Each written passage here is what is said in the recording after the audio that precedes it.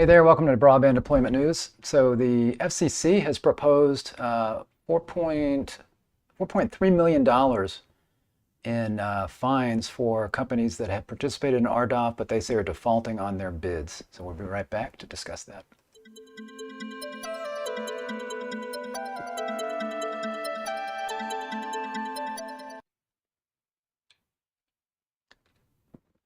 Thanks for joining me, Rick Husey here, Broadband Deployment News. So as I say, the FCC has come out and said that there's $4.3 million in fines, and this is against 73 rural digital opportunity fund applicants, or RDOF applicants, that defaulted on bids in apparent violation of FCC rules.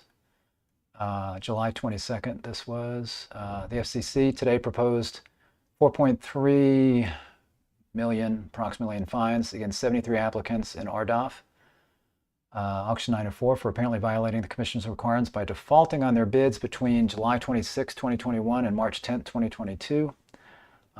These are monetary forfeitures. The bid defaults prevented, and this is the point that they're trying to make, right? So it prevented 1,702 census block groups within 129,000 approximately estimated locations in 36 states from seeing timely new investments in broadband infrastructure. So these are places where the FCC held this reverse auction, and the internet service providers bid directly on getting these census block groups to be able to deploy broadband there, and whoever would accept the least amount of money as far as from the FCC's Universal Service Fund, they won the bid, and then they had to file certain paperwork and do kinds of things to get the money for that, and some of them did not complete that process. It says here, the notice of apparent liability proposes forfeitures. Now it says proposes forfeitures and apparent liability.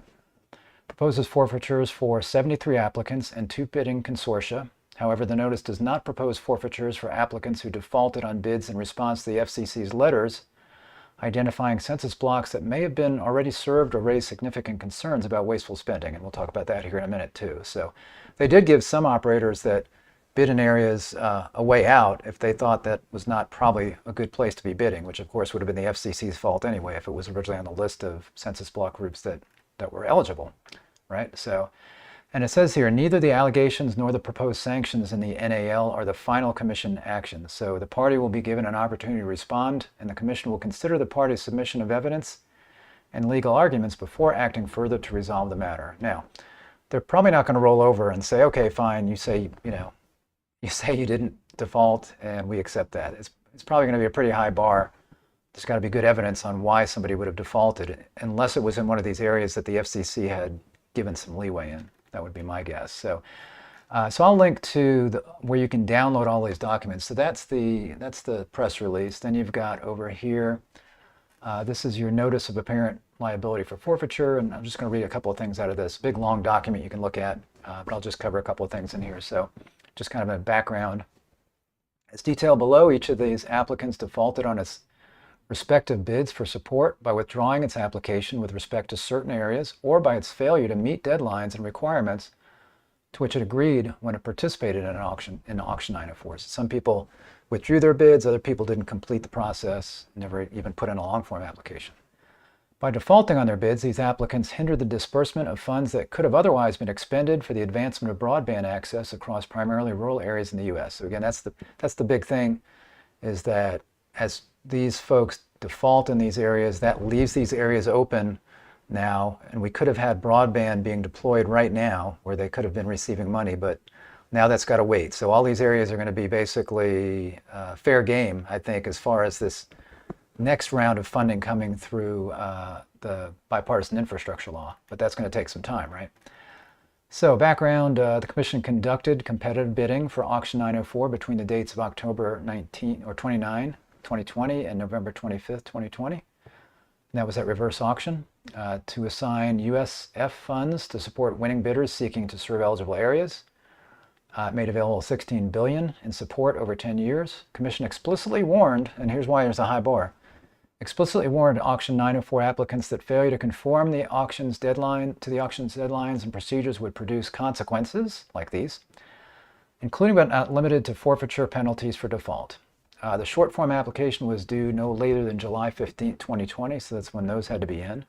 And that was, it says here, it was baseline legal, financial, and technical capabilities in order to establish eligibility to participate in the commission's auction. So in other words, you had to put in the short form application that they looked at just to kind of get a really high level view of, is this particular organization, service provider, capable of doing this?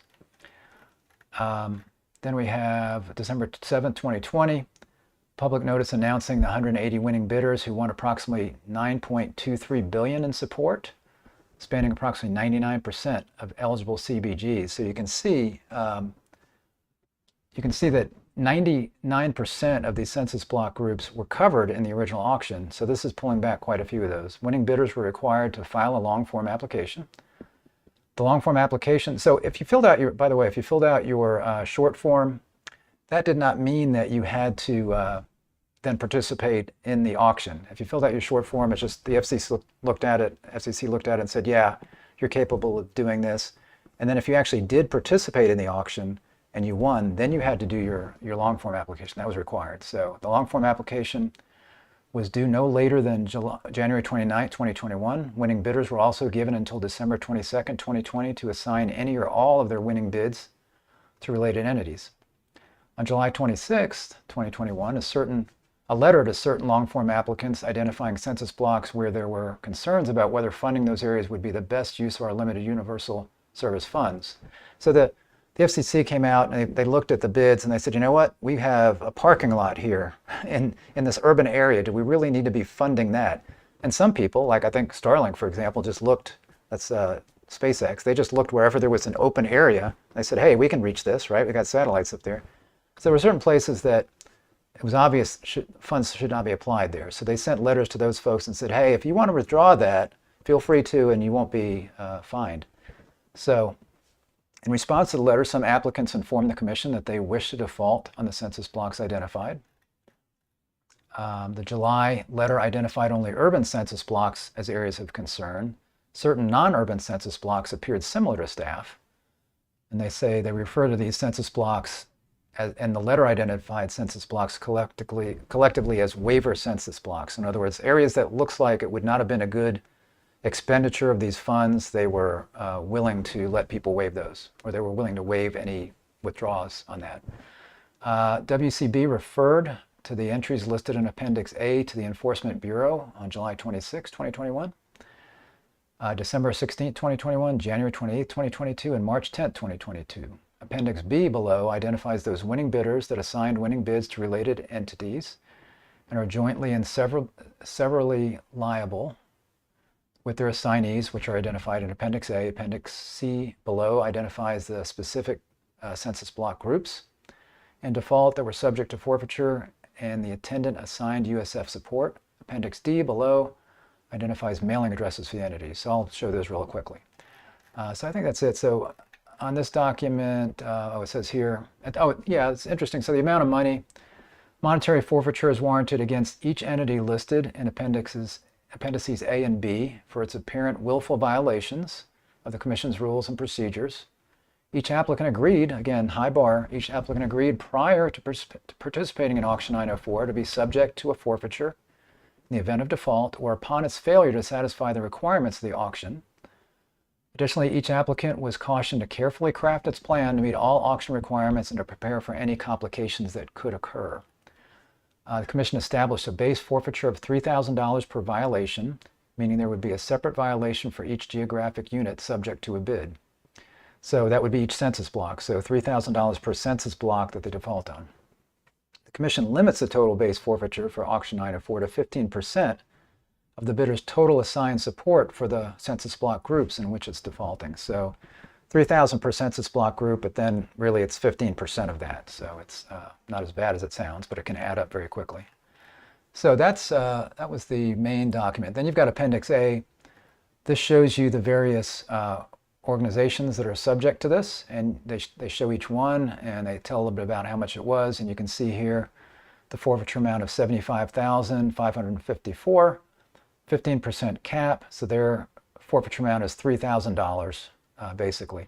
So a lot of them are like that, but there's several, it's not several, but there's a couple. So there's LTD Broadband, which is one that I've talked about before, that's the largest winner in the auction, they've not been awarded any money yet. And whether they're awarded any money or not, or whether they will be, is we don't know yet, because they are actually also the largest forfeiture here. So they had $78 million, and they're forfeiting like 2.3 million. So their fine's going to be 2.3 million out of this. Then you've got Charter. Their fine is going to be 1.2 million. So those two alone, that's 2, 3. So that's a good portion of it. That's over $3 million, $3.5 million basically of this 4.2 that LTD Broadband and Charter alone are responsible for. But you can see again here, you got AMG, you got Aspire Networks, 6,000 is their 15% amount. You've got another one on here. Well, you got BroadLife. So you could go, Central Scott, Charter, and then you get the charters. So you got lots under Charter, and you've got lots under Time Warner, which is really Charter as well. And again, that had amounted to 1.2 million. Then you've got Appendix B. This is some consortia, two consortia. So you got Next Tier Consortium, $12,000 for them. And then you've got a Rural Electric Cooperative Consortium, which bid for lots of rural electric companies. And you can see the ones here that are in default. These total up to a little over 150,000. So you got Consolidated Fiber, Cooperative Connect, Edisto Electric, Guernsey, Muskingum Electric, and several others on here. So then you got that group here. So that's Appendix B. Then you've got Appendix C. This lists each of the census block groups. So, and I see, I'm looking at a Conway Fan 98. Is there somewhere I can check and see if my census block was defaulted? And that I think would be right here. So just wait till after, and I'll post a link to where you can download this. This is Appendix C, and specifically this is FCC-22-59A5. That's a PDF that I downloaded, so I'll list where you can find that. So you can see them all here. And some of them, AMG, there's just one census block group right there. Then you've got Aspire, Atlantic Broadband, Bright House, BroadLife, Central Scott, Charter Fiber. And here you get into Charter Fiber, and you've got lots of locations for them. You can see here, Charter Fiber, that goes on and on, not too bad. And you got a few more, but then I'm going to scroll down, and then you got Connexon. Connexon is a company that was working with some electric co-ops, and they bid for them, and they've got some defaults as well in here. And then I'm going to scroll all the way down, get over here to the side. It's a big long scroll bar. So again, that was Charter, but then you get down here to LTD Broadband, and you can see LTD Broadband, page after page after page of census block groups for them. And then I mentioned Charter, but you've also got, let's see if it's on here separately. Yeah, then you've got, whoops, scroll back up. Let's see, ST, there you go. So also kind of encompassed in that Charter number is Time Warner Cable, because that's really Charter as well. So then you've got a bunch of those. I think this is the bigger group that you got all these Time Warner cables. So this could be, I'm not sure, Conway Fan 98, if you're in this Time Warner group or in this Charter group, but you can see all the census block groups here. So you could, if you know what your census block group is, you can just do a quick search on this document and find that. And then lastly, there's a Appendix D here that lists the different entities separately. And in some cases, you got Charter that are listed several LLCs based on the state, but for the most part, it's just one entity. And it talks about, and it's just basically, this just got their address. And then again, you've got some Time Warners down here that are all together.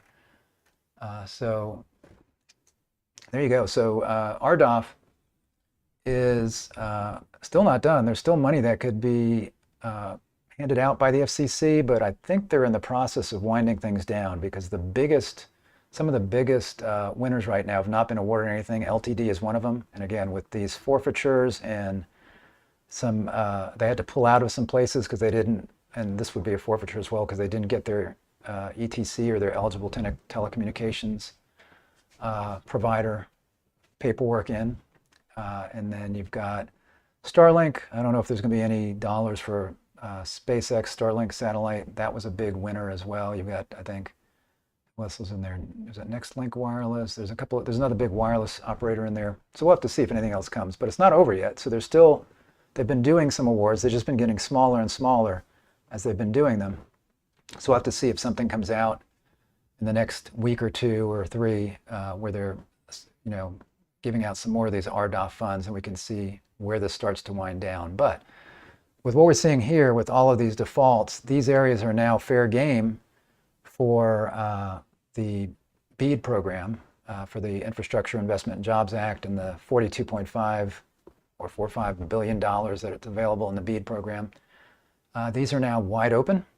I wouldn't think that the FCC is going to do anything with these census block groups. I think what they're saying here is that we could have had broadband in these areas a lot sooner if these folks had not defaulted. Now we've got to wait on BEAD. I don't think they're going to try to do anything with these census block groups and see if there's another company that's going to step up as far as through RDOF funds and fulfill this area. I think it's just all probably going to now be eligible for BEAD dollars, which does push that out for these areas a little bit. That doesn't mean necessarily that these areas won't get built before, because there could be people that will come in here and want to build fiber in here and get that in the ground before any federal dollars are allocated via the Infrastructure Act, because there's still time to do that. Service providers right now are uploading where they're providing the service. The maps will then be done, and then there's going to be a challenge process. So the money won't actually be coming out, and the maps probably won't be finalized till sometime early next year. So once the maps are finalized, that's different. But if you can get fiber in the ground before then, or certainly get to a point where you can challenge it, if you can get the project started and then the maps come out and you can challenge that you are putting fiber in that area, then you can keep federal dollars out of that area if you're not able to apply for some reason. So anyway, that's still a possibility. Thanks for joining me. So if this was helpful, give me a like on the video. If you're not subscribed, click the subscribe button, and make sure that you click the little bell and be notified. Tomorrow's Tech Tuesday, so I'll be here at 3 o'clock. And tomorrow's topic, for those of you that are TrueVision users, especially will be interested in this, especially if you're a fiber TrueVision diagnostics user, the alert thresholds in there for ONTs is a little bit different than for cable modems. So I'll be going through that. So if you are a TrueVision user and you're using our fiber diagnostics, make sure you tune in at 3 o'clock. I also did send an email to everybody that's using the application to let you know. But again, it's 3 o'clock tomorrow for Tech Tuesday. I'll see you then. And then broadband deployment news on Wednesday, sometime during the day. Just be looking for a notification that I'm live and check me out. Talk to you then. Bye-bye.